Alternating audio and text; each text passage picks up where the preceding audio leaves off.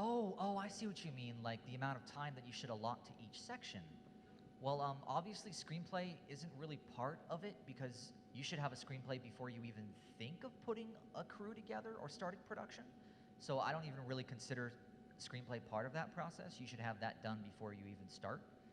I would say that pre-production with Flash animation, with most animation, is the longest part because it's so important with anything you do in life that you set down a proper foundation. You need a solid platform from which to build the rest of the mighty cheese mountain that is your film. And if you don't have that foundation, which is pre-production, then you will fail. You will fail, or you will not succeed as much as you wanted to. You have to give pre-production enough time. If you are meeting your deadline, like let's say you give yourself 3 months to do pre-production, and like your deadline's coming to start production, and you're not ready yet, then you push your deadline back unless you have investors and money's on the line and people might get fired because of it. But if you have the ability to push your deadline back, push your deadline back.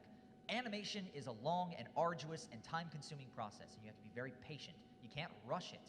The sooner that you accept that, and you go to a park and you sit down on a bench for a day and you're just, you're patient.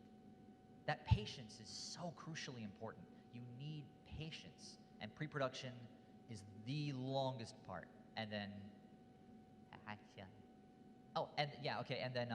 and then after pre-production, you go to production where you're doing all of your animation and character, blah blah blah blah blah. And then post-production is probably the shortest part, just because it's you've already got everything, you're putting it together, you're going through sound design, which actually is really fast if you have a guy who knows what he's doing. I know that our orchestral composer, for all the music and the sound effects you heard there, it only took them about 2.5 weeks to do all of that for the entire 30 minutes of the film. Like if you get a sound designer working for you and they're taking a really long time, you should probably either like sit down and have a really serious conversation with them, or you need to let them go and find someone else because they have a lot to learn, because sound design needs to go fast. And that's the amount of time that I would say that you should allot to production.